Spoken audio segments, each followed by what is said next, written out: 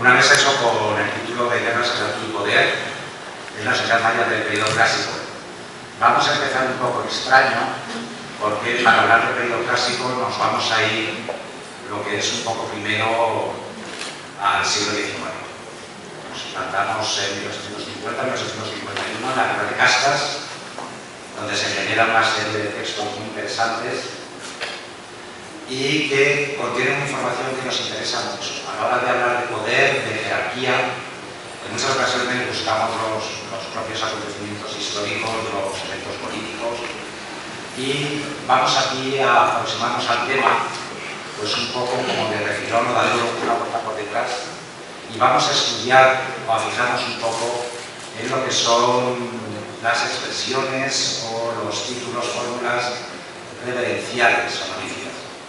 Muchas veces hay títulos de cargo, de rango, que tienen un significado que intentamos siempre desentrañar, explicar y asociar esos títulos, o incluso a veces a los nombres que llevan esos títulos, encontramos ciertas expresiones que podemos utilizar para ver cuál era la intención o cómo era la presentación o cómo se concebían esos personajes, esos cargos por la sociedad que cuyos textos o revisión. Entonces, estos textos interesantísimos de lo que es la Guerra de Castas, estoy con dos pantallas, no sé bien dónde lo voy a mirar, entonces para pensar únicamente voy a mirar enfrente y trataré de señalar con el cursor. Y bueno, pues en cualquier caso, en los textos y por ejemplo en estas cartas, damos información pues, fascinante de una época difícil para Yucatán, para toda la península. Son cartas de contenido eso, pues, bélico, de partidas de soldados que van y vienen, de alegría por victorias, de miedos por derrotas, y vamos a fijarnos en lo que son estas partes que encabezan los documentos y que es en donde vamos a aprender a reconocer lo que son estas fórmulas o estas expresiones de tipo reverencial o de tipo honorífico. Si hacemos lo que es eso, pues ampliando un poco lo que son estos encabezamientos en las tres cartas, por poner así este ejemplo, y para verlo un poco más fácil, lo ponemos en una parte un poco modernizada de transcripción, pues encontramos eso, lo primero al verlas, pues un poco de repetición. O sea, el Hats Manar Yamail Naftalan Chicuenil, señor comandante general Juan José María Zug, o Hats Yamail Talandau Chicuenil, señor gobernador Don Florentino San, o la última, Hats Yamail Chicuenil, capitán señor Don Fernando y la línea Sevilla, o la Dominico. Si traducimos estas cartas o estas fórmulas desde el comienzo, vemos eso, lo que es esta cadencia de expresiones repetidas. Para empezar, eso pues incluso aquí muy exageradamente lo del Hats Manal. Hats es muy mucho, Manal para reforzar el seguimiento, es algo así como mi muy mucho estimado, o mi muy estimado, mi gran respetado, honorable señor comandante general Don José María Zug. La siguiente, mi muy estimado, respetado, gran, honorable señor gobernador Don Florentino San. Y por último, mi muy estimado, honorable señor capitán, señor Don Fernando. Nos interesa ver eso. Para empezar, estamos con cartas de justo a mediados del siglo XIX y nos es un lenguaje que, por ejemplo, es algo familiar. Yo creo que pues, en los correos electrónicos, en las cartas formales, hasta en el WhatsApp, muchos de nosotros empezamos con estimado, estimada, querido, querida. Y aquí exageradamente mi querido amigo, mi querida amiga. Nos suenan esas expresiones porque en cierto modo somos continuidad del siglo XIX. La sociedad ha cambiado, pero hay muchos elementos que permanecen igual. Nos suena quizá pues, igual respetado, honorable, quizá el calificativo de gran no lo utilizamos así tanto. Lo puedo escribir a lo mejor a Mercedes de la García y digo, mi querida Mercedes, pero aunque sea grande, no incluyo una carta personal, gran Mercedes, gran, así. Eso es algo que pues, a mí ya se veía pues, un poco que está pasado de moda y eso es algo que vamos a ver enseguida el tema de cómo van cambiando en el tiempo. En estas frases sencillas podemos reconocer, lo primero que está subrayado en las imágenes, lo que son los nombres personales. En el caso de José María Zú, Florentino Chan, Fernando Tun, asociados a estos nombres nos encontramos, aparecen ahora en azul, lo que serían los cargos políticos. Título de cargo, de rango, y decíamos, pues en el primer caso, José María Zú es comandante general, don Florentino Chan en el segundo caso es gobernador, y en la tercera carta vemos que el título de cargo que tiene don Fernando Tun es el de capitán. Y todo el resto de las expresiones, exceptuando lo que es el pronombre de la persona ahí al principio, que aparece aquí en la imagen en rojo, son estas expresiones o fórmulas de referencia o de honor. Vemos que no se refieren a ningún cargo afectivo, pero es eso el estimado, el respetado, el honorable, señor. Aquí se mezclan lo que son las expresiones en maya con las expresiones en castellano y tenemos, por ejemplo, señor. Señor en sí no es un cargo, es algo que se añade a gobernador o se añade, por ejemplo, a comandante general para realizarlo, o sea, es un título honorífico. Y encontramos también don en todos los nombres. Preceden estos nombres. Entonces, esto está aquí por este tipo de expresiones formales que nos vamos a referir ahora, haciendo un viaje, pues que estamos comenzando en el siglo XIX y nos vamos a ir, pues, 1500 años hacia atrás, así poco a poco para aterrizar finalmente en lo que es el periodo clásico. Entonces, ¿qué tienen de común estas expresiones referenciales o honoríficas? Pues hay algunos rasgos que podemos extender, no ya solo pues, lo que hemos visto del siglo XIX, podemos utilizarlo para entender cómo son nuestras fórmulas referenciales ahora mismo, o también cómo fueron en el periodo colonial, o incluso cómo fueron en el periodo clásico. Uno de los primeros rasgos es que acompañan a nombres de personas, pero también acompañan a títulos, que pueden ser de cargo o rango, y muy interesante, acompañan también a objetos o instituciones materiales que están asociadas a estos nombres o a estos cargos. Por ejemplo, ahora mismo estamos aquí en un salón, pero no es un salón, es el gran salón. Y ya grande estamos colocando un reverencial a lo que es eso, pues, lo que y este gran salón pertenece no al Ayuntamiento de Isamar, sino al honorable Ayuntamiento de Isamar. Esa secretaria que llama de los programas y en otras partes. Vemos también pues, que hay instituciones, no únicamente personas en concreto, que también pueden llevar este tipo de reverencial. Si hubiéramos seguido hablando de las cartas, veríamos también pues, que, por ejemplo, uno puede comentar, recibí su carta, pero acostumbrado a indicarse, recibí su respetada honorable carta. Y también, entonces, los objetos que pertenecen a estos individuos que tienen este tipo de fórmulas honoríficas asociadas también van a estar, digamos, con estas expresiones añadidas. Otro rasgo de este tipo de expresiones es que indican siempre una cualidad o atributo, o señalan, indican una intensidad. Por eso aparecen expresiones como muy o mucho. El gran capitán o el gran señor gobernador. Esos grandes, esos muy, son también parte de estas fórmulas y es una manera de poder intensificar lo que es la intención. Otra característica es que presentan estandarización. Cuando escribimos formalmente, o nos referimos a algo importante, utilizamos este tipo de fórmulas, no solemos improvisar. Sabemos cómo se escribe, cuáles son las que hay que utilizar. Hemos visto los tres ejemplos que no son exactamente iguales, aunque empiezan, por ejemplo, con el HMI, con el muy querido.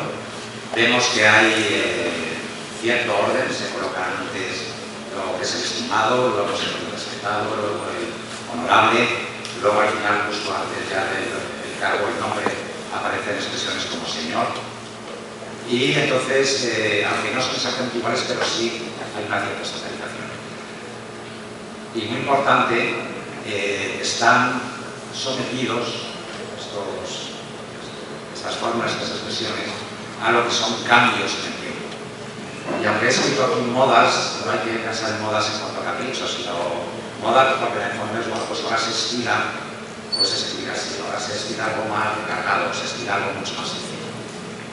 Ahora, por ejemplo, en las fórmulas referenciales para atender a lo que son esas sensibilidades de género, pues se incluyen masculinos y femeninos, cuando en el destinatario hay eso, pues hay hombres y mujeres. Mis queridos, mis queridas, participantes, activos asistentes a lo que es este examen. Yendo un poquito hacia atrás, vamos a adentrarnos ahora hacia la colonia, con el referente este que tenemos aquí de las cartas. Vamos a entrarnos en la colonia con unos documentos, una colección excelente, que son los papeles de los Xiu, que hace unos años editaron fabulosamente bien. Su paso fue ser revisada y, bueno, pues unos documentos que no eran muy accesibles, presentaron lo que fue la final, se hicieron mi incorporación. Entonces podemos utilizar ese trabajo. Es un conjunto de documentos, un corpus muy interesante porque cubre más o menos desde 1620, desde esa década, hasta 1810, 1820. Entonces cubrimos prácticamente 2 siglos, 160 años, y aunque son unos textos muy repetitivos, son mandamientos, son probanzas, son obedecimientos de cabildo, todo muy formulario, pero justamente eso es lo que estamos usando. En los mismos contextos de cómo se están expresando este tipo de fórmulas que estudiamos. Entonces, viendo por ejemplo lo que teníamos en estas cartas, aquí he señalado en colores pues lo que es por ejemplo no, Maya Gran, Yun, señor, Chiglenil, honorable, o Yamail, estimado, querido. Vemos esos que en las cartas aparecen y podemos empezar a rastrear, bueno, pues cuando documentamos, por ejemplo, no, Gran, ya no está asociado a títulos, pues en otras fechas en el tipo de documentar. Y entonces, pues avanzando hacia atrás, vemos que, por ejemplo, no, Gran es muy abundante en lo que es la documentación. Prácticamente ocupa todo lo que es el espectro temporal de este corpus documental. Si damos a Jung, exactamente igual, también eso pues está cubriendo lo que es todo el corpus. Chiglenil es interesante porque aunque aparece ampliamente documentado, sí que se puede apreciar que al principio, incluso no aparece antes de 1650, y al principio en realidad es muy escaso. Empieza a ser más abundante al final, y luego finalmente Yamail, que interesante, no aparece documentado antes del final del siglo XVIII. O sea, los primeros textos pues, que se escriben el gobernador, el defensor del indio o responde el cabildo, no está utilizando el estimado querido. Eso es una moda que empieza después. En cuanto a llamar a la gente, eso pues importante política de cargo con eso que nosotros utilizamos al Pakistán y se ve muy bien lo que es este cambio temporal, esta evolución temporal. Y hablaba antes de Chiglenil, lo que aparece eso pues en la documentación, pero como que no está antes de 1650, y eso es porque hay una expresión que aparece en este corpus documental que, por ejemplo, no nos aparecía en las cartas del siglo XIX. Y esta es Chiglenil. Chiglenil y Chiglenil son palabras muy semejantes, en realidad vienen de la misma raíz de Chig, que significa obedecer, honrar, por eso pues este sentido de honrado, honorable, pero observamos que tiene una leve variación en lo que es la derivación morfológica. Chiglenil, que ya lo dirá aquí como honrado, pues, podría ser igualmente honorable, aparece en este tiempo en lo que se escoge. Realmente es la primera forma que se documenta, y en esa época en la que hablaba que Chiglenil era muy escaso es porque Chiglenil es la expresión más habitual. Se puede ver muy bien cómo a lo largo de estos 160 años Chiglenil y Chiglenil están compitiendo. Y finalmente, después de la década de 1780, Chiglenil ya no puede aparecer. Se queda Chiglenil. venir como forma única, y es muy interesantemente la que nos encontramos en lo que son las cartas de las cartas del siglo XIX. Podemos ver muy bien esta evolución. Yendo un poquito más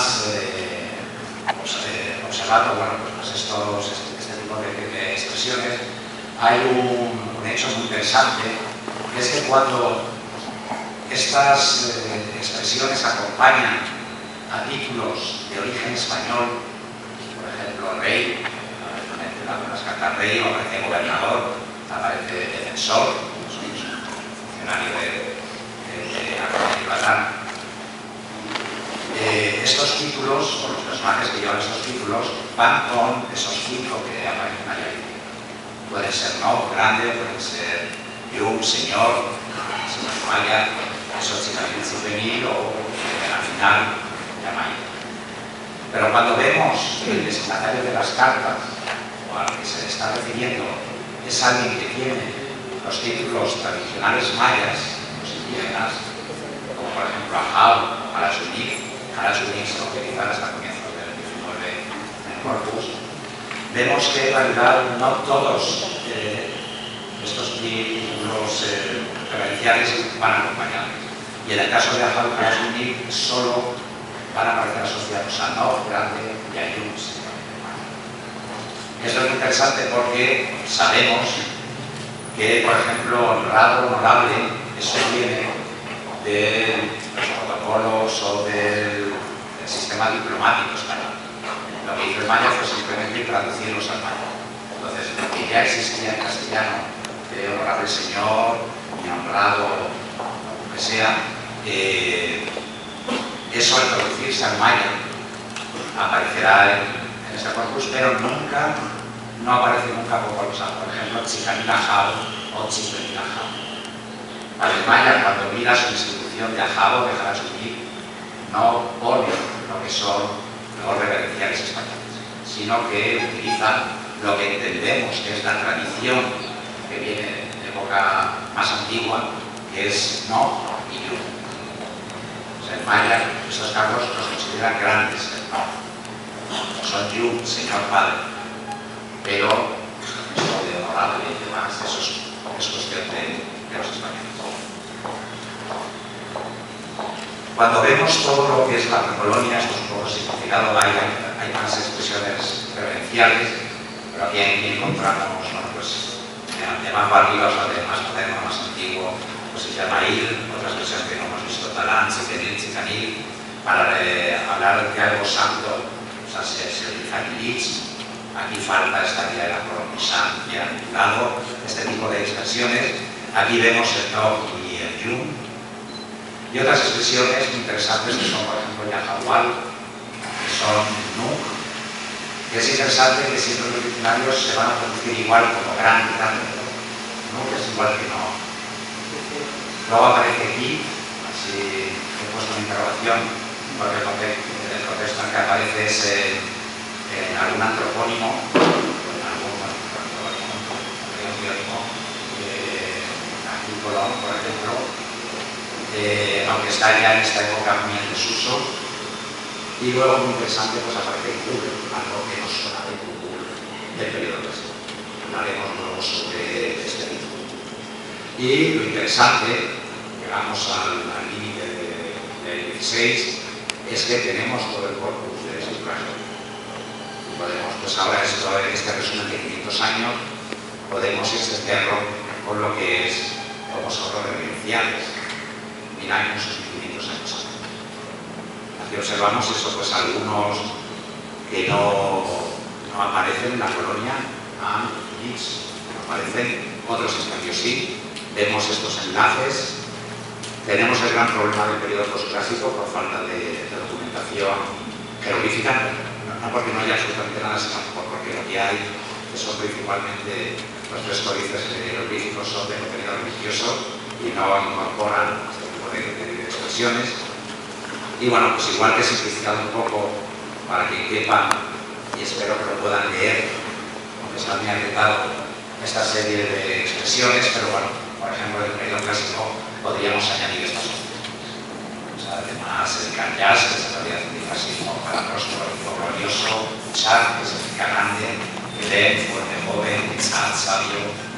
Sir, podemos explicar acerca de su significado, Pascal, que quizás se pueda considerar una de las expresiones referenciales primero de la Tierra, y luego una, pues a lo mejor más enigmática traducción, esta que sería pues, el colón Jabá, quizás sea y bueno, pues a lo mejor traducirse como el innumerable siguientes, no es realmente la traducción. Lo que es interesante al ver este cuadro, que son prácticamente pues, 1700, 1800 años de historia escrita maya en tierras bajas, es que, por ejemplo, los títulos que eran más mayas, porque estaban acompañando los títulos de Carwa, Jauta, Sunik, que hay en la colonia, que eran No y Yum, pues no se documentan en el periodo clásico. No tenemos expresiones de No Jajao en el periodo clásico, No Jalante. Y esto es interesante porque es una expresión que nos está indicando que en algún momento entra a lo largo del periodo clásico. El maya sí podía haber escrito este No, que esto es una fuerte de bueno, igual es que no se encontró el logograma, un fonograma, como escribimos No. Y en realidad hay un logograma que es No, el texto cuando descifró, hay un fonograma No. Podríamos escribir perfectamente No. El único caso claro que conozco de No escrito en textos jeroglíficos es el Jeroglífico de Madrid. Y aquí en esta página, en la 11, en esta sección en la que aparece Isaac, eso puede ser fondo de lluvia, está pillado, es lo que sería este bloque jeroglífico arriba y aquí. Y otra vez, si está escrito No Jala, para No Jal, es algo así como grande. Es un tipo de ejemplo como mis colegas, algo más, pero bueno, pues sí aparece esta palabra No, pero no la podemos ver en el periodo clásico.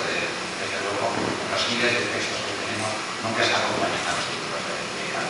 Nos podemos preguntar por qué no, por qué lo introduce el maya. Una posibilidad es que, por todas las relaciones, bueno, el área maya siempre está en relación con el altiplano, el centro de México, por supuesto. Pero también, bueno, pues el periodo postclásico es una época también de mucha influencia del centro de México. Hay intercambios, y lo sabemos, pues, en texto escrito, en fotografía, se usan ciertas herramientas o instrumentos calendáricos, y una posibilidad, pues, por un comienzo de buscar el origen del título, pueda ser el hacerlo equivalente, o desde luego es equivalente a lo que utilizan en náhuatl, en el centro de México, para el referencial de los gobernantes. O sea, sabemos el equivalente a Jau Maya, en el centro de México es Tlatoani, y cuando se les añade algún tipo de referencial o intensificador es Huey Tlatoani, el gran Tlatoani. Pues en este sentido, Huey náhuatl, gran, equivale a No Maya. Y quizás estamos hablando, bueno, pues de una época postclásica integrada también y por una serie de títulos que intentan equipararse, a lo mejor equipararse. Yum es también otro que es la forma maya. Yum viene de parentesco, de Yuntil o Yuntzil, significa padre, y se utiliza siempre en contextos pues, de padre, señor, patrón. Es el equivalente al español señor. Muchas veces eso pues, antecede al nombre, antecede al título, o sea,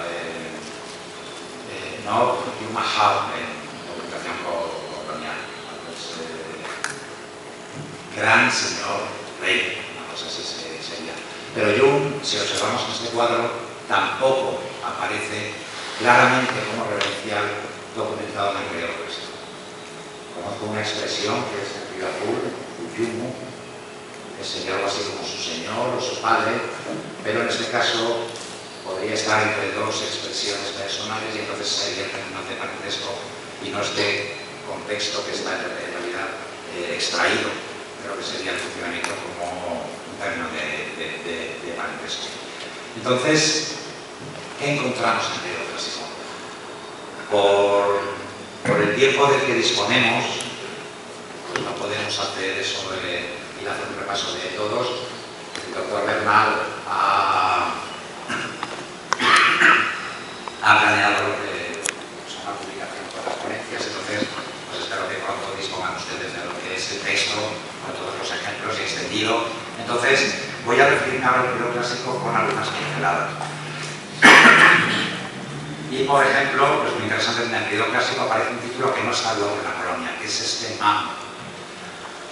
Man fue identificado por Osvaldo Chinchilla y hizo un análisis excepcional y luego hizo algunas colaboraciones con Federico Fassen a comienzos de los 90, y ya él se identificó esta expresión, al principio no se veía, como algo que acompañaba nombres, que no era un verbo que antecedía a los nombres, que es muy interesante en cuanto a la gramática. Este tipo de referenciales suele preceder a los nombres. Y finalmente, eso fue sobre esta base del trabajo de Osvaldo Chinchilla, Dave Stuart, por evidencia de sustituciones y interpretaciones fonéticas, leyó lo que es el logograma o esta expresión como man. Man aparecía entre los nombres en diccionarios o en los últimos años de las plantas de su término de parentesco, significa abuelo y nieto a la vez, la segunda línea. Y además, entonces en algunos casos era el abuelo de, y además aparecía precediendo lo que eran fundamentalmente nombres de personas. En alguna ocasión, man precedía lo que era otra serie de expresiones, por ejemplo, de man. A la hora de traducir man en estos contextos, podemos utilizar abuelo. También, por ejemplo, el catalano aparece como viejo. Aquí tenemos que despojarnos de nuestras categorías ahora mismo que estemos pensando cuando hablamos de viejo o vieja, ¿qué es? Y hay que pensar más en algo así, quizá como ancestro o como algo venerable. En realidad es un honor este tipo de título en la generación. Entonces, este es el primero que nos encontramos. Va a utilizarse a lo largo del clásico temprano. Es el primero claro que aparece en la documentación escrita maya jeroglífica. Y va a tener un final que hemos visto como hay títulos que compiten entre sí, pues se hacen más o menos abundantes o frecuentes. Y el caso de Man, pues en realidad es un final bastante súbito, hablaremos un poquito sobre eso. Bueno, otro título así rápido que podemos ver es Ignitz. Ignitz es a veces complicado de entender las inscripciones porque, por una parte, es el nombre del dios del sol, Ignitz, en ese caso diríamos Ignitz. Aquí ofrezco en la imagen lo que es pues aquí el dios del sol versus esta otra acepción que es Ignitz, que significa algo así como fiero o bravo. Si nos fijamos en cómo estoy transcribiendo estas formas, Ignitz no lleva aspirada después de la I de I, pero en cambio Ignitz sí lleva esa aspirada.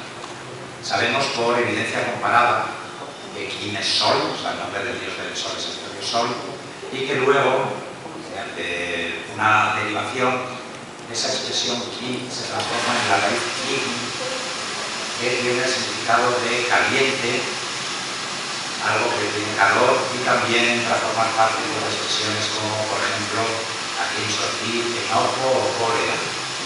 Es el enfado, es el estar caliente. En ciertos contextos, en las expresiones jeroglíficas, cuando Ignitz viene al final de una cláusula nominal, podemos estar bastante seguros de que es el nombre del dios del sol, por cuestión sintáctica. Pero cuando Ignitz precede lo que es una cláusula nominal, podemos estar bastante seguros de que se refiere a este tipo en realidad de alguien. Es alguien que está calor o que está enojado. Por eso es traducirlo como fiero o bravo. Entonces eso como Ignitz Kamplam no es realmente solar, o sea, como se ha venido a traducir siempre, sino que tiene que ver con esos expresiones o Ignitz Kamplam, Kuchitan y otros que llevan siempre delante del nombre personal.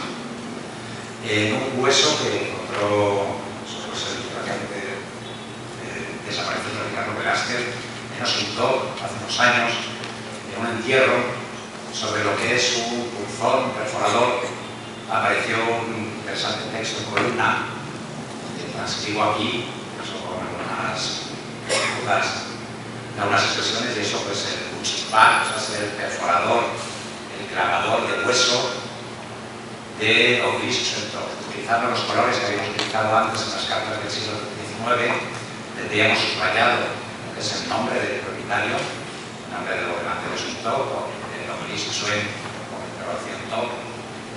Y luego tendríamos un título de cargo, que sería Caronte, en azul, y luego en rojo una serie de expresiones que son de estas honoríficas referenciales. Está Kitz, está en sabio, está Kitz o Kitzi, está jugado de pelota o bien hecho tal, que significa hermoso. Y luego al final una expresión que no entiendo bien aquí va a ser 7 algo, que es la expresión toponímica de los. Es como el grifo emblemático similar a los que muchos años estudió. ¿Qué es interesante aquí? Que Nietzsche está antecediendo a Caronte. Y esto es algo muy raro. Nietzsche siempre va delante de nombres de persona, pero aquí va delante de un título. ¿Cómo se traduciría este título? Pues algo así como el bravo Caronte o el fiero Caronte. Y es un título que entenderíamos que es que tiene que ver pues, con la fuerza, con la fortaleza de este tipo. Avanzamos rápidamente a esas pinceladas. Kit o Kit, esto es interesante porque es muy típico aquí en el norte de Yucatán. Ya se detectó hace tiempo eso, pues, que muchos nombres de gobernantes o de personajes en esta zona norte de las tierras bajas antecedían o abrían su cláusula nominal con Kit, siempre Kit. Los dos ejemplos que muestro aquí de Palam, pues el famoso Calec, comparado con el de Cicia Vargas, el castillo de Mina de Yucatán, no sé si es de Chorchen, que es Pithu. Siempre se ha considerado parte del nombre. Kit es una palabra muy esquiva en las fuentes, no aparece así con sentido claro en diccionarios. Y solo hay una leve referencia en yucateco, incluso bastante moderno, que es algo así como de padre reverencial. En realidad, el sentido de Kit o Ki sería el equivalente al Yum luego, eso es lo que creo. O sea, igual que Yum es padre, se utiliza para señor, que es los conceptos clásicos durante la colonia, la fórmula favorita, antes habría sido utilizada, al menos en esta región, no como Yum, sino como Ki. Es para incluso en encabezamientos de testamentos de época colonial, a la hora de decir esa fórmula que es del testamento español, así cristiano, en el nombre del Padre y del Espíritu Santo, que generalmente acostumbran a expresarlo como sacrificaba Dios Yunvil, que Dios Yunvil, que Dios Espíritu Santo, en vez de Dios Yunvil dicen Dios Yunvil. Eso es una sociedad que tenemos que significaba padre, como se explica con referencia. Y entonces hay una serie de personajes, aquí aparecen algunos, esos pues Utilhan, Utilhan, Utilhan, Horaful, Hu, Ulihisu, Hito, que son estos nombres que están referidos. Estuquí, que posiblemente significado señor. Es algo así como equivalente al don en español. Hay nombres que vienen siempre con don, no se lo podemos quitar. Y sería ese tipo de nombres que siempre vienen con ki, pero sería un referencial.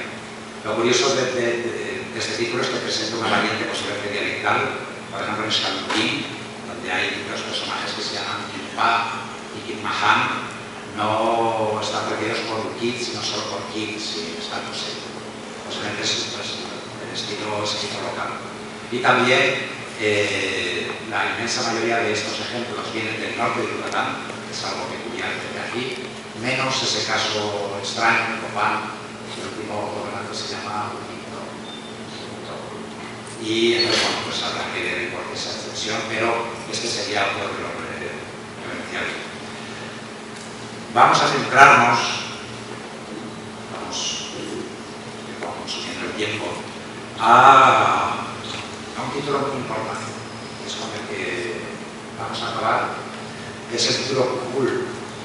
creo que alguien ha puesto caras y no se lo ha saltado cuando ha pasado de Kikins a Uki, pero no estaba todo así previsto. Y también he visto que a lo mejor alguno ha puesto caras extrañas cuando ha visto que la traducción que viene aquí a la derecha es como muy de respeto. ¿Qué es eso? ¿Se la ha pasado al archivo o qué otro ocurre? Vamos a hablar sobre esto. Cujul es uno de los títulos más importantes que tenemos en el periodo clásico. Son estos referenciales. Lo entendemos gracias pues, al trabajo que ahora con la PUC de Steve Houston y de Stuart con explicar eso sobre esta base de desciframiento de Q por Phil Ritter en los 80 y ya entender eso pues algo que durante mucho tiempo no se tradujo bien, se hablaba indistintamente de Dios, de divino, de sagrado y bueno pues este artículo tan fundamental apareció ya una clara distinción entre los contextos de cómo se utilizaba Q, el término para Dios, deidad, el clásico maya, el término para Cujul es una derivación que es el atributo del adjetivo que se hace de Q, cuando eso es Cujul, que significa divino. Luego, contextos en los que Q aparecía poseído, y que habría una transcripción que se llama Marcel con el Cujul, suele estar escrito Cujuli. Sabemos que había escrito una vocal y podía ser Cujuli o podía ser Cujul. Marcel se fijó en una expresión que aparecía en Sortir, refiriéndose a los ídolos de los Itzaes, que estaba escrito como Cujul, la Itza, y no la Itza. Dijo que igual Cujuli no será mejor y lo escribió como Cujul. Eso quisieron Marcel. Y luego, finalmente, pues las tan importantísimas, interesantísimas fórmulas de personificación. Guajilán, luego el nombre de humanidad, pues eso, sobrenatural, y luego el nombre de gobernante, que está indicando que de alguna manera el gobernante personificaba o era esa deidad. Entonces, en este contexto, aquí he explicado en este artículo, se empezó a considerar, y es algo muy importante para ver la naturaleza y lo que se ayuda en estas referencias para entender la naturaleza de las instituciones y de los cargos que era considerar que durante el periodo clásico existió una realeza divina. Y hay una parte del artículo que es eso, divina y cajón, o sea, ser como Dios, que implica para el rey maya, una maya, ser cool, tener esos atributos de divinidad. Por eso añado aquí ahora, al periodo clásico, esta época, esta traducción de Cujul como divino. Pero ya he anticipado que no siempre pudo mantener ese significado. Hay algunas cosas del título que no entendemos muy bien. Estos ejemplos son pues, de donde más aparece el Cujul asociado a títulos de cargo político maya, que es la expresión de infante más famosa, con el Cujul, luego el nombre del reino de realidad política y luego Ahab, o sea, divino Ahab, divino rey de ciertos sitios. Estos son ejemplos de mansequidad en Guatemala que ofrecen un repertorio muy completo de variantes en las que pueden aparecer estos jeroglíficos, en el sentido de Q aparece con forma de cabeza, o sea, por ejemplo, aquí arriba esta es forma completa de Q, aparece solo con lo que sería el prefijo, eso puede ser nuestra posición. Y luego, muy interesante, que ya fue advertido hace tiempo, en algunas ocasiones Q, el programa Q, se compone con otros elementos que no queda claro si tienen que verse o qué es lo que están añadiendo de información. Vemos, por ejemplo, aquí la cruz Khan, puede ser amarillo, puede ser maduro. Vemos también que a veces aparece Yash o Tzak, puede ser verde o rojo. Pueden aparecer colores, pero no es en realidad, no está asociado a puntos cardinales. Luego aparece en muchas ocasiones lo que es una concha, eso es el diseño gráfico del signo. Y luego aquí en Mansaquilla, en época más tardía, pues estos enigmáticos, estas enigmáticas variantes que son un aspa, que es esto de aquí abajo, y luego pues el cruzado de huesos, fondo negro, fondo oscuro. A veces la tentación es leerlos, sobre todo porque Tzak, aunque es rojo, significa también grande. A veces pues se está indicando algo así como Tzak gran divino. O, por ejemplo, Camillas, aunque es amarillo y verde, o en realidad pues algo así como fresco y maduro, forma parte de un bifrasismo muy interesante que incluso aparece en tierras altas, que es Camillas o Camillas, que significa algo así como glorioso, próspero, rico, que antes no existe.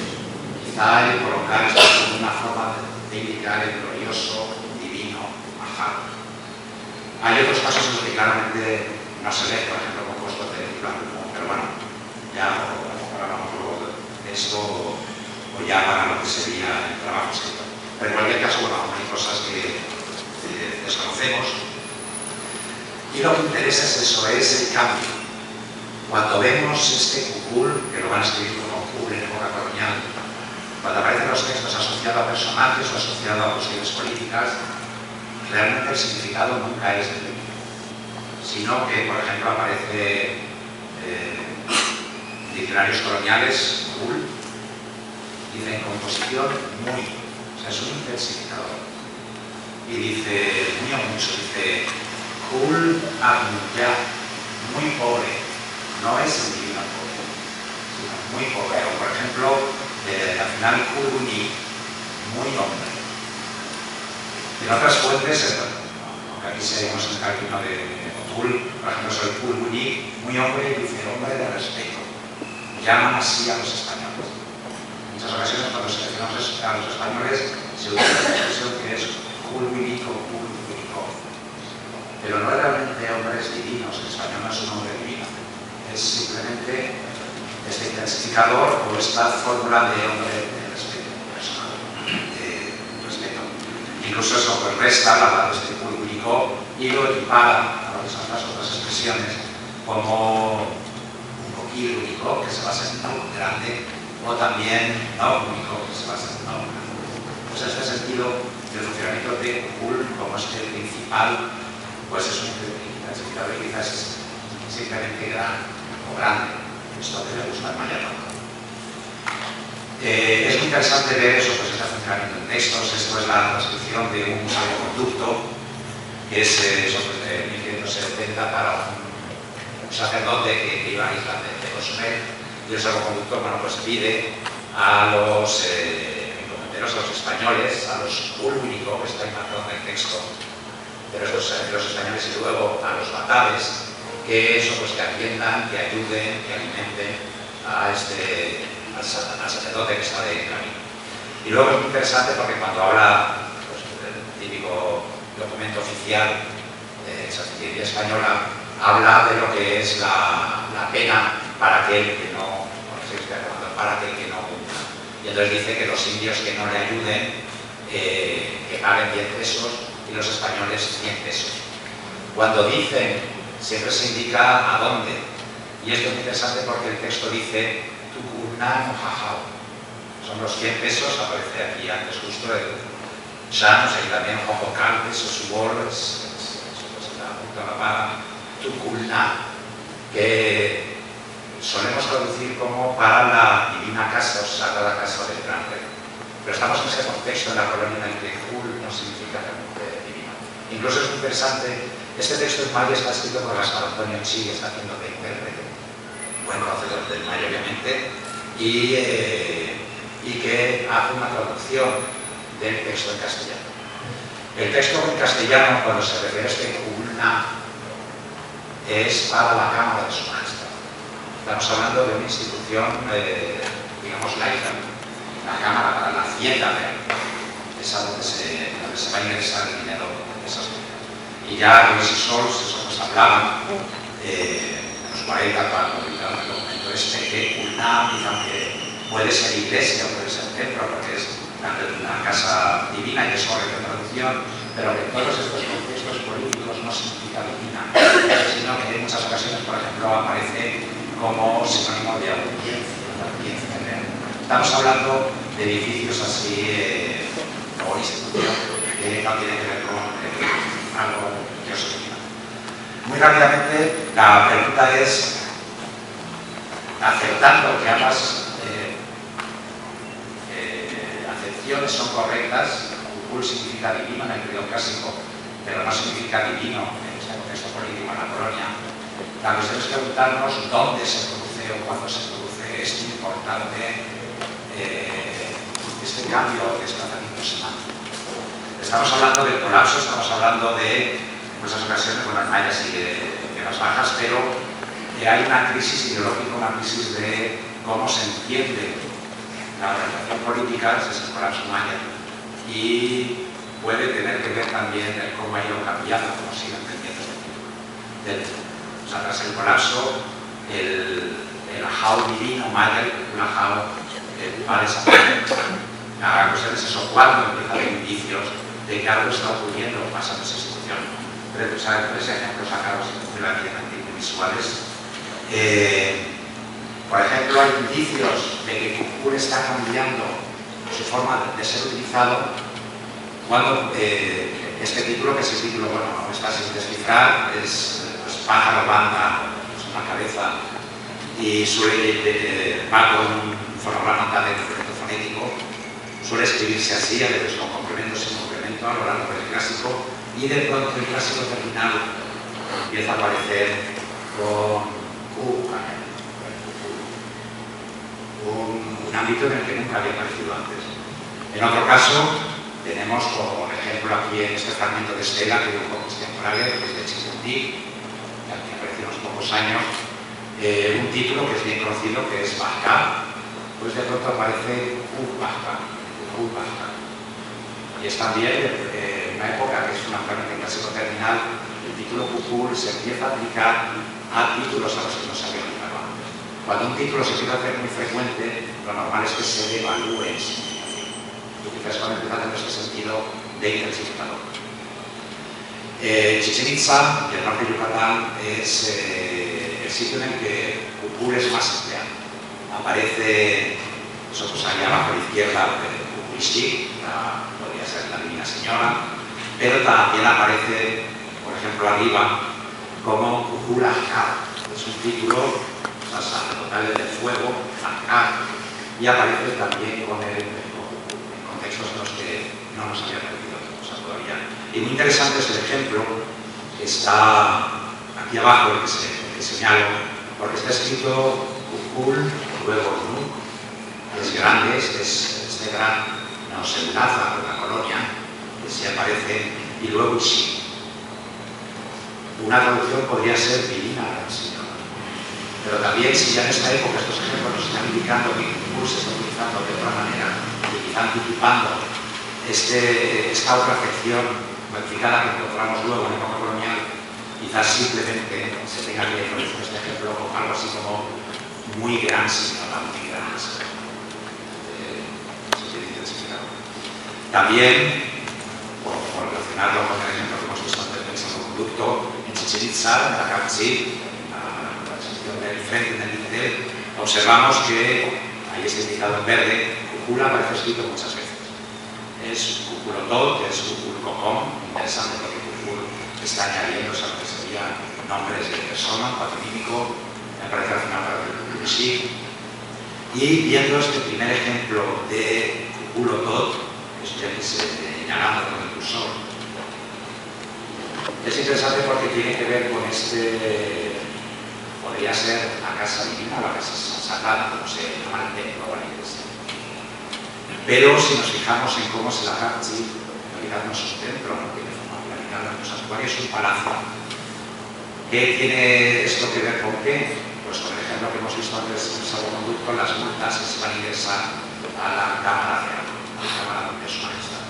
En realidad, aquí en este caso en Chichén, ya podemos advertir este piloto que tiene que ver con el palacio. Y para terminar, igual que hay que ver estos cambios que observamos en el tiempo, Kukul entra también de forma un poco dramática. La sustitución de Man y Kukul ocurre en un periodo muy corto de tiempo. Ya antes he aludido quizá al Güey Náhuatl en el centro de México, como a lo mejor inspirador del Noh maya tardío. Aquí está esta cuestión de por qué se empieza a utilizar Kukul, por qué su aparición y expansión es tan súbita eliminando Ma. Y bueno, pues ¿qué tenemos ahí en esa época? la aparición también de Caronte y la de los equivocados. Muchas gracias.